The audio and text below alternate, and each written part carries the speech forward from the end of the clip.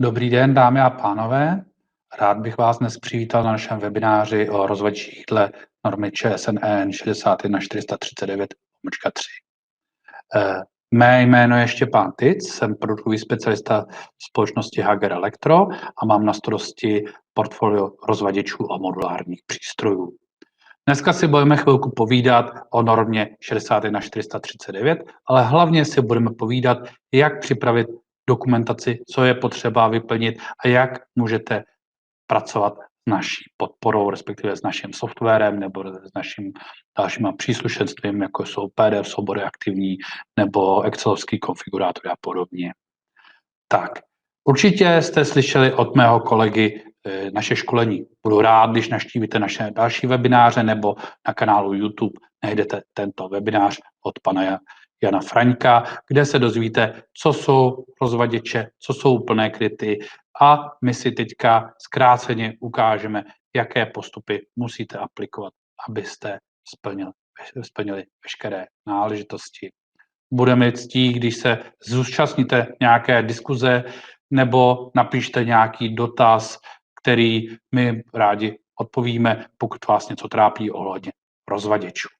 Tak, jdeme na to. Tak, co jsou to rozvaděče nízkého napětí? Už jste určitě vícekrát slyšeli, že jsou to prázdné skříně vybavené přístroji pro měření, regulaci, ochranu. A jakmile dáte do jednoho rozvaděče už jeden vypínač nebo jeden jistič, už to je rozvaděč nízkého napětí a musíte udělat určité úkony. Možná jste slyšeli, že norma 61439 se dělí na x částí. Tady vidíte určité informace. Norma ČSN EN 61439 se dělí na základní, na část 1, která pojednává o všech rozvaděčích jako celku. A potom se dělí na další části. Na část 2 jsou to výkonové rozvaděče PSC, na část 3 to jsou rozvaděče DBO. O těch se budeme dneska bavit. Část 4 jsou to staveniční rozvaděče, část 5 jsou to rozvaděče pro rozvod elektrické energie, část 6 jsou přípojnicové rozvody, část 7 jsou rozvaděče pro kempy, tržnice, nabíjecí stanice. Omlouvám se, zde je informace už zavádějící. Tato norma byla přijata na konci loňského roku, už je platná a můžeme se na ní příště podívat. Tak, tady vidíte nějaký postup, jak postupujeme my jako původní výrobce a jak byste měli postupovat vy jako výrobce rozvaděčů. To, že my jsme provedli výrobu, udělali jsme ověření návrhu, udělali jsme otestování, udělali jsme výpočty a udělali jsme nějakou aplikaci pravidel, jak vyrábět ten rozvaděč nebo sestavovat a podobně. Na vás, jako na výrobci rozvaděče, už závisí další věc. Montáž, vydrátování, zapojení toho daného rozvaděče, provedení kusového ověření, kde ověříte oteplení, ověříte další parametry, o kterých si za chvilku budeme povídat. V případě, kdy toto provedete a uděláte jednotlivé dokumenty, tak můžete rozvaděč uvést na náš trh. Tak, jdeme se teďka podívat, jak byste měli pokračovat a pracovat s našimi podklady, s naším softwarem, respektive s naším konfigurátorem. Na našich webových stránkách najdete spoustu dalších informací. Pokud potřebujete informace o rozvaděčích dle ČSN EN 61439, není nic jednoduššího, než do vyhledávače na stránkách hager.cz dát hledání v sekci hledání tuto zkratku. Napíšeme 61439, dáme vyhledat a ono nám to vyhledá informace, co potřebujeme. Ihned jako první se objeví certifikace. Klikneme a dostaneme se na stránky o typově zkoušených rozvodnicích Hager, kde získáte zásadní informace. To znamená, co to jsou ty rozvaděče, jak získáte od nás nějakou podporu a podobně. Důležité jsou tyto soubory. Pro nás je důležitý software pro ověření typových rozvaděčů, je to excelovský konfigurátor, je tam certifikáty k jednotlivým typům rozvaděče, je tam EU prohlášení o shodě, které si vy můžete vyplnit, je tam kontrolní list pro posouzení postupu schody výroby rozvaděče a schody s EU normami, je tam návod po obsluze, to znamená předchystaný návod po obsluze, jak máte ten rozvaděč používat a obsluhovat a tak dále. To znamená, zde tyto soubory si otevřete a můžete s nimi dále pracovat. Jdeme na první důležitý soubor a to je konfigurátor rozvaděčů. Je to takovýto soubor, je to v Excelu, je to jen velice jednoduché na vyplňování. Vy jste zvolili nějaký náš typ rozvaděče, určitě víte, jaký typ používáte, protože samozřejmě už ho máte předchystaný, zapojený a teďka si ho jdete ověřit. V tomto případě si jdeme ověřit oteplení v tomto rozvaděči, jestli bude vyhovující a podobně. Zde si v roletovém menu vyberete, jaký typ rozvaděče používáte. Zvolíme například rozvaděč Volta, takže si projedeme, najdeme si třeba Voltu 60. Zde si zvolíme typ dveří. Nemá to vliv na oteplení, má to vliv na typové označení toho daného typu rozvaděče. Dáme plné dveře a zde si vyberete, jaká použitá svorkovnice v tom rozvaděči má být. To znamená, jestli šroubová nebo bezšroubová. Opětovně to nemá vliv na rozvaděč, ale má to vliv na typové označení. Zde vidíte vybraný typ rozvaděče a nějaké základní informace o tomto rozvaděči. Následovně pokračujete vybíráním jednotlivých prvků, co chcete do rozvaděče instalovat nebo co budete mít instalováno v rozvaděči. Jdete na sekci produktová řada, z roletového menu vyberete přístroj, jaký máte potřebu použít. Já teďka pro vás trošku zvětším ten Excel, aby byl pro vás koukatelný, takže se nelekejte. Takže tady zde si vyberete, jestli máte jističe, řeknu příklad, ano, máme jističe Quick Connect, to jsou bezšroubové jističe charakteristiky B, vyberu si jističe charakteristiky B, vyberu si, že tam mám jeden 3-polový jistič a zvolím si, že tam mám 16 amperový jistič. Ano, mám ten jistič jeden kus a pokračuji ve výběru dále. I hned vidíte, kolik máte využito modulu v rozvaděči, jaká je v rozvaděči rezerva a jestli v rozvaděči je oteplení v pořádku. Samozřejmě při jednom přístroji předpokládal bych, že bude. Můžete instalovat další zařízení. Dáme jističe opětovně bezšroubové, zde zvolíme už teda jednopólové, opětovně dáme 16 A a takových jističů tam může být 20 kusů, proč by ne, potřebujeme velké množství výstupních odvodů. A budeme dále pokračovat. Zvolíme například proudový chránič. Zvolíme proudový chránič, jdeme si proudový chránič 6 kA s reziduálním proudem 30 mA. Opětovně si vybereme dvoupol, čtyřpol, bezšroubový a tedy. Dáme čtyřpolový bezšroubový chránič, zvolíme, že chránič má minutý proud 25 A a takovýchto chráničů tam bude 3. Potvrdíme. Zase vidíme, kolik máme rezervu v rozvaděči, jaký využitý množství, ale všimněte si zde, že zde se už upravuje postupně označení té typové sestavy toho rozvaděče. To znamená, je to typové označení, typový kód, který potom všude dále vyplňujete.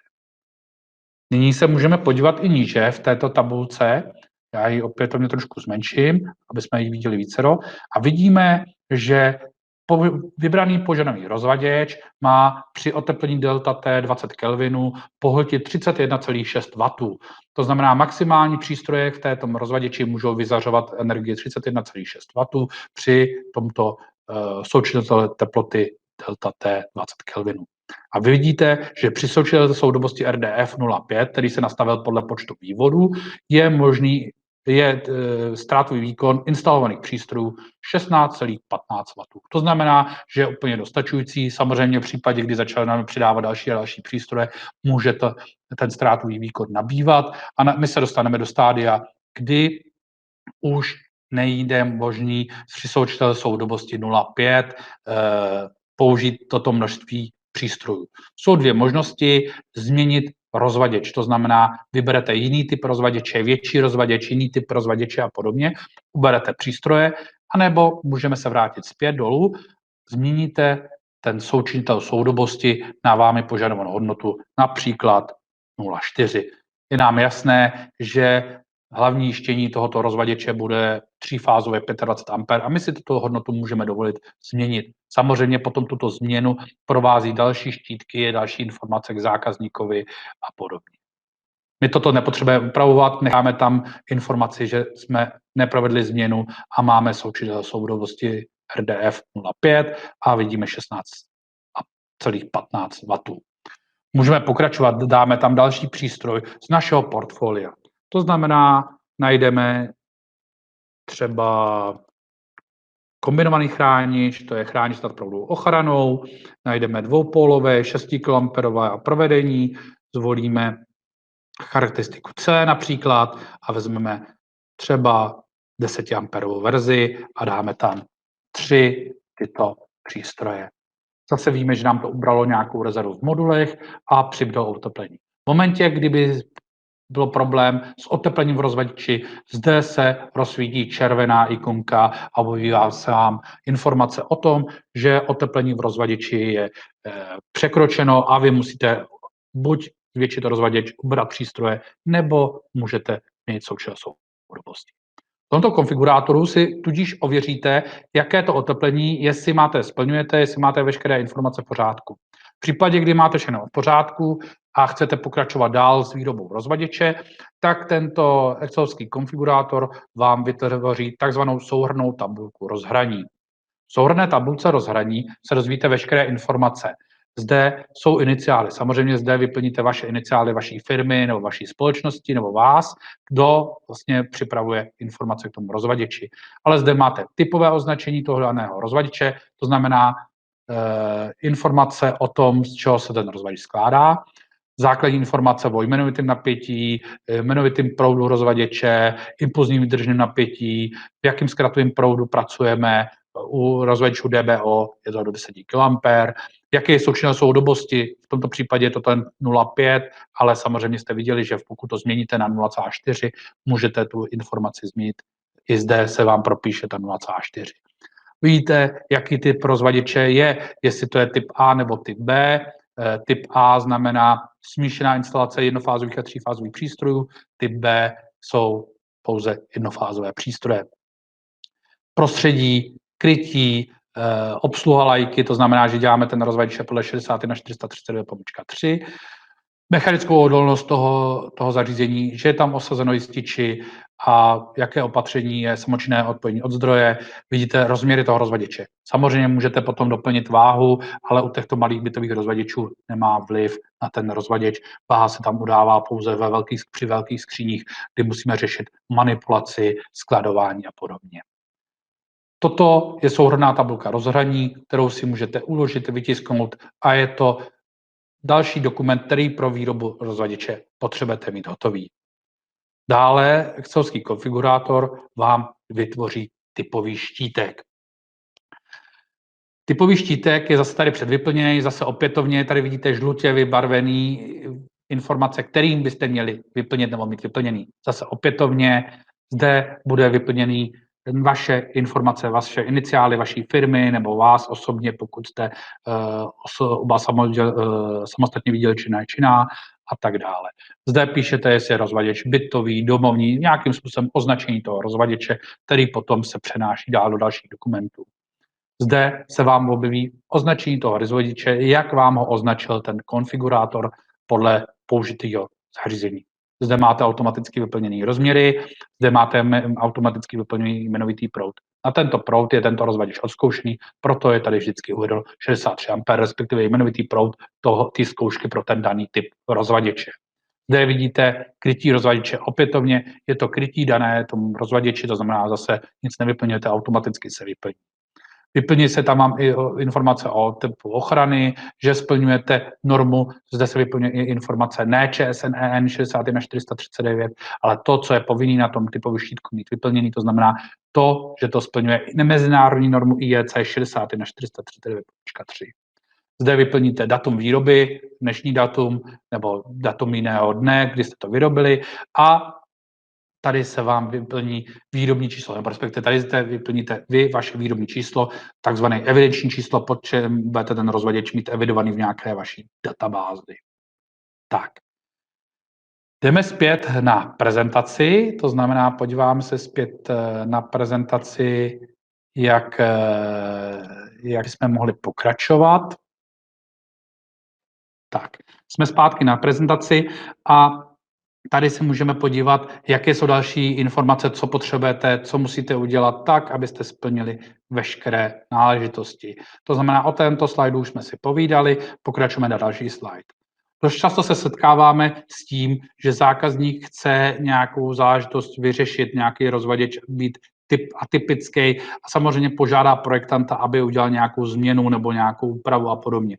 Vy musíte kontrolovat, jestli ta změna nebo jestli ten projekt odpovídá tomu té skutečnosti, co zákazník požaduje. To znamená, pokud projektant vyprojektoval rozvaděč v nižším krytí, ale zákazník ten rozvaděč požaduje ve venkovním prostředí, vy musíte nechat předělat projektovou dokumentaci a i to zařízení tak, aby odpovídalo tomu venkovnímu prostředí. To znamená, nejenom, že projektová dokumentace bude sedět, ale to zařízení podle projektové dokumentace bude použito. Vy samozřejmě budete v kontaktu s námi jako s výrobcem a budete se ptát, ano, tento rozvaděč splňuje použití pro venkovní použití, nejenom, že je v krytí, ale je odolný vůči mrazu a UV záření a můžete tento rozvaděč například instalovat venku a potom můžete tento rozvaděč pro zákazníka vyrobit. Vy samozřejmě jste tady vytvořili ověření oteplení. To jsme si před chvilkou ukázali, jak v konfigurátoru, v Excel konfigurátoru to ověření oteplení uděláte. Je to velice jednoduchý, snadný, nic vám nebrání, abyste udělali jakýkoliv rozvaděč s našimi komponentama a měli jednoduché ověření oteplení. Tady vidíte tento excelovský konfigurátor. Samozřejmě my jsme si ho před chvilkou naživo ukázali. Tak, zde vidíte, co potřebujete, abyste měli vytvořený, to znamená typový štítek. Ten typový štítek, který jste viděli, tak samozřejmě je potřeba nějak dostat na ten rozvaděč. Jsou určité podmínky, které musí být splněny. Pokud se bavíme o rozvaděčích DBO pro interiér, tak ten štítek můžete jednoduše vytisknout na jakoukoliv etiketu, nemusíte se trápit s typem potisku a podobně. V případě, pokud se jedná o rozvaděč DBO pro venkovní prostředí, tak už by měl být ten štítek nesmazatelný a očerozdorný, tak, aby byl trvale viditelný, čitelný. Já doporučuji, aby ten štítek takto vypadal i v běžném provedení, to znamená, i když ten rozvaděč bude v interiéru. Doporučuji obrátit se na náš marketing, on vám zašle tyto typové štítky, co vidíte zde na obrázku a vy si je pomocí lihového fixu můžete vyplnit, to, co vám ten konfigurátor vyspecifikoval a máte trvalivý, nesmazatelný štítek. Samozřejmě si vytisknete tabulku souhrnného rozhraní, kde máte základní informace o tom daném rozvaděči. Co samozřejmě potřebujete pro kusové ověření, je schéma zapojení. Schéma zapojení se dá udělat různými způsoby, samozřejmě měl by to dodat projektant, vy si můžete nějakým způsobem pomoci v případě, kdy máte paragraf 10 vyhlášky 50, tak si můžete zkreslit software samovolně sami a to získáte jednoduše tak, že na našich stránkách si najdete v sekci stažení software, je tam software, který se jmenuje 1, 2, 3 schéma. Tento software po stažení, nainstalování do počítače můžete jednoduše ovládat. Můžeme si za chvilku ukázat, jak se ten software základní funkce ovládají a v tom softwaru si zkreslíte jednoduché jednopólové líniové schéma pro to, jak ten rozvaděč je zapojen. V případě, pokud byste potřebovali víc informací, jak se ovládá software, tak zase navštivte náš YouTube kanál, kde najdete jednotlivá videa, respektive jsou 3, kde je základní video, rozšířený a potom popisovací video, kde vidíte, jak postupovat v ovládání softwaru 1, 2, 3. To znamená, já vám ukážu jenom jednoduchý, krátký postup, ale vy si můžete shlédnout ty videa, kde se dozvíte přesné informace, jak postupovat, jak zkreslit rozvaděč. Tak. Samozřejmě tady vidíte náhled, jak by vypadalo to líniové schéma, ještě z toho za chvilku ukážeme a takovýto je výstup. Vám to vytvoří nejenom pohledové schéma, respektive líniové schéma, vytvoří vám to pohledové schéma v osadění přístrojů v rozvaděči a dokonce popisové schéma, to znamená popsání jednotlivých vývodů v rozvaděči s tím, že vám to udělá i piktogramy, které můžete buď vlepit na na jističový kryt, anebo vsadit do popisových krytů daných modulárních přístrojů, kde můžete mít tyto informace, jestli to je zásobkový obvod, jestli to je světelný obvod, jestli to je obvod pro topení, pro klimatizaci a tak dále. Tady potom je dokument pro kusové ověření. Opětovně je to aktivní PDF dokument a my si tady projdeme, jak ten dokument máte vyplnit nebo co v něm musíte vyplnit. Vrátili jsme se zpátky na zobrazení našeho dokumentu. Tak, zde máme protokol o kusové zkoušce. Je to zase ten dokument, který si můžete stáhnout z našich stránek. Zde vidíte, je to otevřené softwaru, je to sice PDF dokument, ale je aktivní, to znamená, ty modré položky lze v tomto případě vyplňovat. Dokument je univerzální tak, abyste ho mohli použít jak pro rozvaděče PSC, tak pro rozvaděče DBO, ale je to samozřejmě, teďka se bavíme o rozvaděčích DBO. To znamená, jdeme postupovat, jak byste měli postupovat. Zde zaškrtnete, že ten dokument je pro rozvaděče DBO, jednoduchý. Výrobce rozvaděče, pan Novák,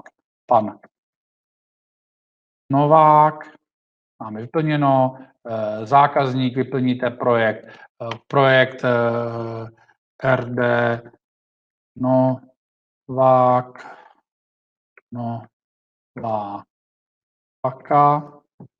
tak. A typ rozvaděče.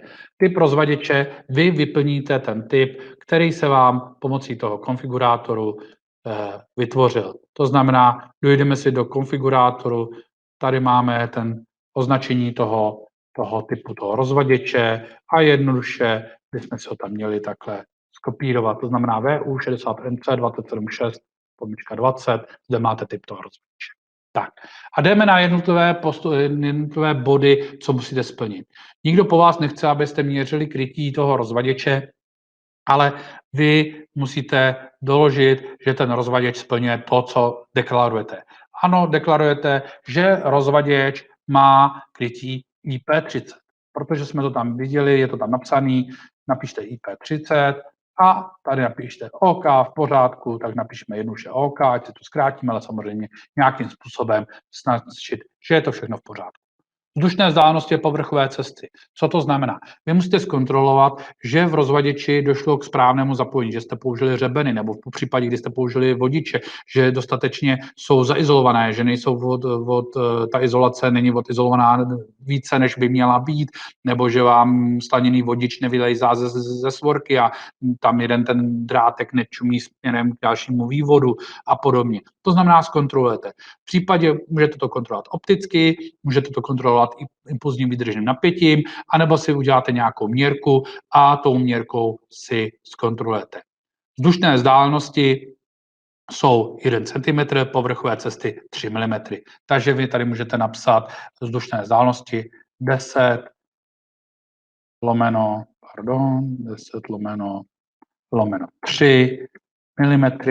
Je to v pořádku, vy jste to směřili, zkontrolovali, je to všechno v pořádku a pokračujeme. Ochrana před elektrickým proudem, ano, je to všechno v pořádku. My jsme to viděli, že to je v pořádku. Zkontrolovali jsme to opticky, jsou zakrytý kryty, jsou tam instalovaný proudový chrániče, to znamená ochrana proti, je to teda vizuálně, my jsme dali S, vizuálně a dáváme OK. Tady se omlouvám, proč jsme dali S, protože zde potom máte vysvětlení pojmů. Zde dole v tom souboru snad vidíte, co znamená S, vizuální kontrola, P, test. Dobře, aby jsme to rozlišili, tady jsme vizuálně zkontrolovali, že rozvaděč má krytí IP30, nijak jsme ho neupravovali, nevrtali jsme do něho, nedělali jsme nějakým způsobem. Tady jsme to teda nedělali vizuálně, ale měli jsme měrku, to znamená, provedli jsme nějaký test, P, samozřejmě ty informace se dozvídáme. Tady zde vidíte napředu takový našeptávání, jakým způsobem byste to měli kontrolovat. Vestavěný spínacích přístrojů a součástí, co to znamená? No, že máte v ruce projektovou dokumentaci a projektová dokumentace odpovídá skutečnosti. To znamená, ano, vizuálně jste zkontrolovali, že máte zapojený ty přístroje tak, jak to dává projektová dokumentace a je to všechno v pořádku. Elektrické obvody a spoje. To znamená, vy jste zkontrolovali dotažení svorek, to znamená mechanicky jste dotáhli svorky, zjistili jste, že odpovídají utovacím momentu a zase vyplníte OK. Svorky pro vnější vodiče. Předpokládám, že u rozvaděčů DBO nejsou svorky pro vnější vodiče, nemáte tam žádné řadové svorky, tudíž jsou to svorky daných jističů, chráničů a podobně. To znamená, zkontrolujete, že veškeré vývodní svorky jsou popsány. To znamená, opticky jste zkontrolovali, svorky jsou popsány a je to v pořádku. Mechanické funkce. Mechanické funkce znamená, že jste zkontrolovali dveře, drží, prodový chránič vybaven na testovací tlačítko, prostě mechanicky kryty drží na svém místě, to znamená, zkontrolovali jsme to ne opticky, ale testem, sice ručním, ale zkontrolovali a je to v pořádku. Dielectrické vlastnosti, zde jsou dvě možnosti. Buď máte zkušebnu s vysokonapěťovým trafem a měříte impulzním výdržným napětím 1890 V a vy můžete zkontrolovat ty dielectrické vlastnosti toho daného rozvaděče.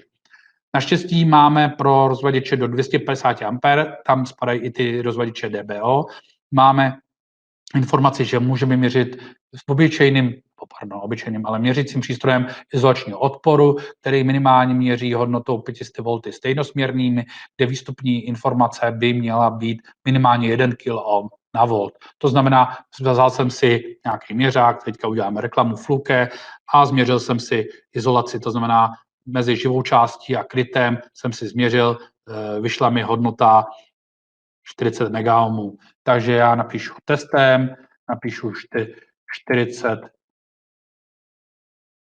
megaohmů, tak dáme OK. Tak. A zapojení pracovních charakteristiky a funkce. Samozřejmě zase musíme otestovat. Co budeme testovat, jak jsem říkal, testovacím tlačítkem na proudovém chrániči si vybavil a to je tak asi všechno. V případě, kdy máme nějaké stykače, nějaké spínací hodinky, tak zkontrolujeme, že jsou správně zapojené a po sepnutí toho daného kontaktu ten proces probíhá a podobně. To znamená, zkontrolujete, že to zapojení je v pořádku a funguje. To znamená P a OK. Tak. V případě, že jsme teda neměřili impulzním výdržným napětím, tak tady to proškrtáme, to znamená, my jsme neměřili impulzním výdržným napětím, to znamená, nějakým způsobem proškrtáme, tady napíšeme Fluke a tady napíšeme typ toho měřáku EC 378. Teďka jsem se omlouvám, vymyslel jsem si objednací číslo, přesně neznám označení měřáku od Flukeho, ale samozřejmě dát se mi udělat reklamu. Zapojení provedl samozřejmě někdo, asi pan Novák. Tak, Novák. A zkušební technik, ten, kdo vypisuje tento dokument, nebo respektive ten, kdo ty informace pro ten dokument připravil, opětovně je to tentýž člověk. Tak, napíšeme datum, napíšeme 26. 1. 2021 a samozřejmě ten zkušební technik to byl ve stejném termínu, takže si to jednoduše můžete jenom skopírovat a aby se to nemuseli vypisovat, máte vyplněný dokument. Takto je vyplněný protokol k své zkoušce, máte informace a jste jako zkušební technik zodpovědný za tuto informaci, kterou uložíte, máte ji ve svém držení pro kontrolu Českou obchodní inspekcí. To je jediný orgán, který vás může znovu kontrolovat. Jdeme na kontrolní list pro posouzení, pro postup posouzení o shodě, kde zase vyplníte iniciály firmy, typ projektu, je to opětovně stejný. Jestli jste dělali rozvaděče PSC nebo DBO, ano, my jsme dělali rozvaděče DBO. A zde si určitým způsobem kontrolujete, že máte v držení veškeré náležitosti. To znamená, že máte technickou dokumentaci. Ano, mám projektový výkres, udělal jsem kusové ověření, mám návod použití, mám pokyny daného původního výrobce, jak zapojit ten rozvaděč nebo jak ho instalovat a podobně. Máme schéma zapojení, rozmístění, kusovník. Provedli jsme, jak jsem říkal, to kusové ověření. To znamená, vy si zkontrolujete, že teďka momentálně máte všechny dokumenty. To je pro vás informace, že když máte veškeré dokumenty, tak můžete pokračovat.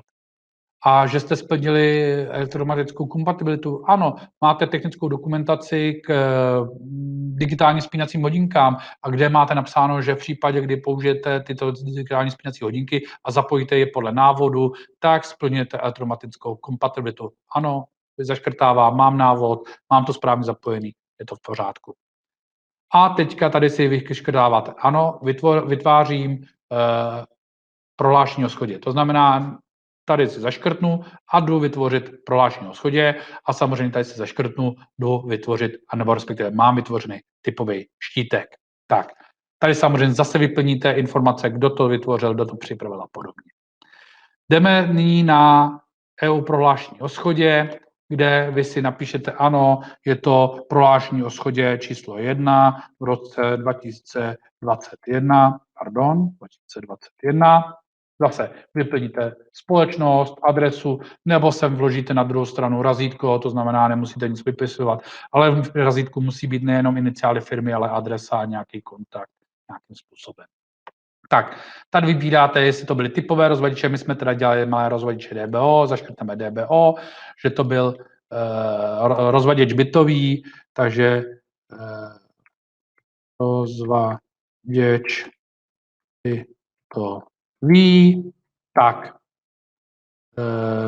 tady víme, že to byl rozvaděč DBO a zase si vezmeme to označení toho rozvaděče a to nemusíme popisovat, skopírujeme, vrátíme se zpět a vložíme označení toho rozvaděče. A opětovně, ano, zapojili jsme ho podle předpisů, to znamená, splnili jsme směrnice o nízkém napětí a zařízení. Tak, to je toto.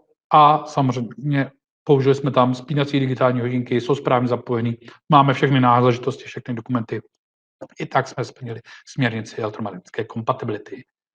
Tak, vyrobili jsme to letos, to znamená, dáváme poslední dvojčíslí roku, kdy byl rozvaděč vyrobený, 21, musí se shodovat i s tím výrobním štítkem.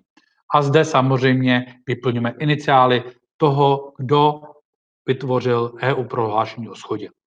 V momentě, kdy jste jednatelem firmy nebo kdy jste OSVČ, tak to samozřejmě vyplňujete sám. V případě, kdy jste zaměstnancem nějaké korporace, nějaké akciové společnosti, tak požádejte jako třeba mistr nebo jako výrobce nebo daný zodpovědná osoba, abyste měli dokument o tom, že jste oprávněn podepisovat za toho jednatele tyto dokumenty, nebo samozřejmě musíte si nechat podepsat tento dokument daným jednatelem nebo předsedou představenstva a podobně. Zde vyplníte vaše náležitosti, ukládáte, tisknete, máte jednoduše vytvořený dokument. Tak, vrátíme se zpátky na tu prezentaci a podíváme se, co nás dál čeká. Tak, jsme zpět na prezentaci a můžeme se podívat teda, co jsme provedli. Provedli jsme, jak jsme si říkali, to kursové ověření, připravili jsme kontrolní list, interní systém kontroly výroby, to jsme si ukázali, že tam vyplňujeme ty informace a samozřejmě jsme připravili EU prohlášení o shodě. Zase vyplnili jsme veškeré náležitosti, co v tom EU prohlášení o shodě má být a má zákazník od nás dostat.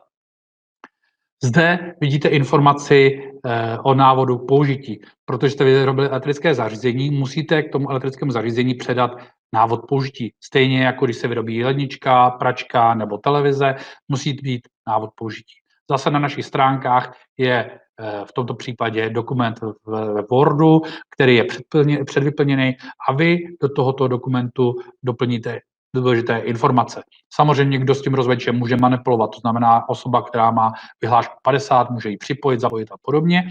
Kdo s ním může manipulovat, respektive kdo může měnit nějaké zařízení, nikdo, ale samozřejmě v případě nějaké opravy zase osoba s vyhláškou 50. Jakým způsobem dopravovat, skladovat u malých rozvaděčů, asi se nemusíme bavit, ale samozřejmě v případě, kdybyste chtěli se nějakým způsobem limitovat, aby se to neskladovalo venku, kde by ten rozvaděč mohl přemrznout, skřehnout a podobně, tak můžete toto napsat do návodu, ale důležité je vyplnit záruční podmínky. To znamená, vyplníte, ano, dávám záruční podmínky 12 měsíců, 24 měsíců, 4 roky, 10 let, záleží na vás a na výrobci daných komponentů, jakým způsobem vám zaručuje dlouhou záruku, ale záruka v tom návodu musí být uvedena. Tak to vidíte, vypadá ten Bianco návod, to znamená, zde vyplníte to typové označení toho rozvaděče a většina informací zase v tom rozvaděči už je, v tom návodu je vyplněná pro ten daný rozvaděč a vy si můžete jednoduše ty informace doplnit. Tak. No a tady máte přehled veškeré dokumentace, která k tomu rozvaděči by měla nějakým způsobem odcházet nebo být předána zákazníkovi. Asi je nejjednodušší veškeré dokumentace vytvořit ve 2 kopiích a předat jednu zákazníkovi a druhou si založit nebo mít ji v elektronické podobě založenou, ale tady máte jasně stanovený, který musíte předat tomu zákazníkovi a dokumenty, které by mohly by zůstat pouze u vás. To znamená, většina dokumentů musí být předána zákazníkovi, to znamená kopie certifikátu této ověření návrhu v naší společnosti, to vy od nás získáte, stáhnete nebo se ozvete, my vám tu daný certifikát zašleme. Souhrnnou tabulku rozhraní, ano, konfigurátor vám vytvořil a vy ho předáváte zákazníkovi. Kusovou zkoušku, to znamená ten protokol provedení kusové zkoušky nemusíte předávat zákazníkovi, je to jenom pouze na vás, jestli mu ho předáte, ale minimálně ho musíte mít vy v nějaký záloze po dobu 10 let. To samé EU prohlášení o shodě předáváte zákazníkovi a 10 let máte v držení kopii toho EU prohlášení o shodě. Návod použití dáváte zákazníkovi, liniové schéma tomu dáváte taktéž zákazníkovi a typový štítek měl by, ale musí být vylepený na rozvaděči. Výpočet oteplení, zase ten váš konfigurátor excelovský si uložte, máte to schovaný, vidíte, že se všechno vyšlo v pořádku a máte veškeré informace. Tak. Samozřejmě musíte sledovat naše stránky, dívat se na to, jestli se nějaké předpisy nezměnily a jste povinni tuto dokumentaci archivovat, jak jsem říkal, po dobu 10 let. Ještě se teďka krátce podíváme na software 1, 2, 3, ukážeme si jenom to základní, jak se spustí a jaký má prostředí, ale doporučuji podívat se na další naše YouTube videa, kde uvidíte, jak přesně se s tímto softwarem zachází a jak můžete s ním pracovat. Tak, po otevření softwaru se vám zobrazí úvodní obrazovka, vy zde si volíte typ rozvaděče, s kterým chcete pracovat, ale důležité, musíte nazvat projekt. Ten projekt se dodatečně dá kdykoliv změnit název. Takže zvolíme název projektu Volta a najdeme si rozvaděč, teda Volta, zapuštěný, zvolíme Volta, vybereme si, že chceme 60 modulový rozvaděč a zvolíme. Tady vidíte základní informace o tom rozvaděči, pohled na to rozvaděč, jednoduchý výběr přístrojů, to znamená, tady vidíte, jaké přístroje. Našeptávač vám hned říká jistič jednopol, jistič dvoupol, třípol, prodový chránič, kombi chránič a tak dále a tak dále.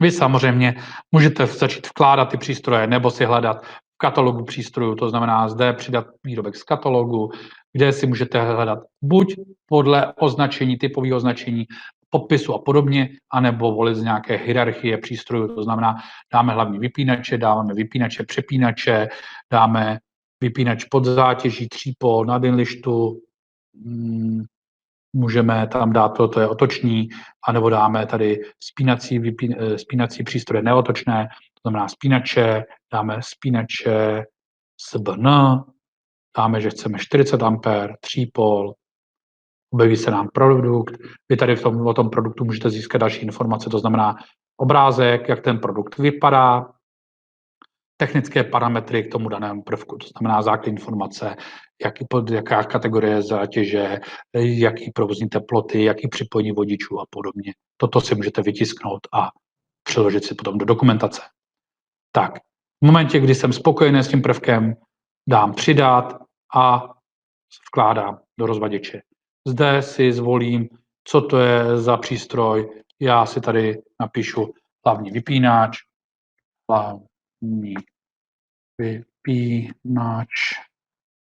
a je to bez umístění, protože to je v rozvaděči prostě daný vypínač. A můžete dál vkládat další přístroje, to znamená, dáme si jističe. Tak, tady už jsme popis a vkládáte jednotlivé prvky. Já se posunu si ten prvek, ať je správně, tak je teďka správně a můžete vkládat potom další prvky, jednofázové prvky a vkládáte. Zde se vám vykazuje hierarchie těch prvků, jak jsou instalovány. Vy ty prvky můžete přehazovat, popisovat a podobně, to děláte těmto šipkami, nebo samozřejmě deletem smazat. Dodatečně si je můžete popsat zde si znovu vybíráte, jaká aplikace pro jaký použití to má a v jakém umístění ten produkt je. V momentě, kdy nejste spokojený s jmenovitým proudem nebo s provedením toho daného přístroje, můžete si dát změnit odkaz, to znamená, stojíte na tom lističi, dáte změnit odkaz, chcete, aby byl 25 amperový, dáte změnit a změnil se na 25 amper. Chcete změnit, aby ten produkt byl charakteristiky C, 16 ampér, dám změnit a je tam C16 ampér. Tak to byste dál pokračovali, až se vám vlastně vytvoří ten rozvaděč, jak ho potřebujete. Když byste chtěli se nahlídnout na liniové schéma, zde je ikonka pro liniové schéma, zobrazíte liniové schéma a vidíte liniové schéma, které jste si vyobrazili. Já to trošku zvětším, aby jsme se podívali, jak vypadá naše liniové schéma. Tady vidíme ten hlavní vypínač, tady vidíme potom jednotlivé lističe, jak jsme si instalovali. Toto je pouze krátké představení, jak pracovat s tímto softwarem. Jak už jsem řekl, doporučuji podívat se na video, na ty videa, které si můžete zhlédnout a můžete se podívat, jak s naším softwarem 1, 2, 3 schéma správně pracovat. Nyní se vrátíme zpátky do naší prezentace. Tak, jsme zpět v naší prezentaci. My jsme si řekli, že musíte všechny informace držet 10 let, mít je zálohovaný, mít je uložený v nějaký složce a mít je připravený, kdyby přišel nějaký kontrolní orgán, což je Česká obchodní inspekce. Já doufám, že jste se dozvěděli informace, které jste dneska chtěli se dozvědět, že vám byly nápomocny. V případě, pokud máte nějaké dotazy, určitě se neváhejte nám je napsat, rádi vám je sdělíme.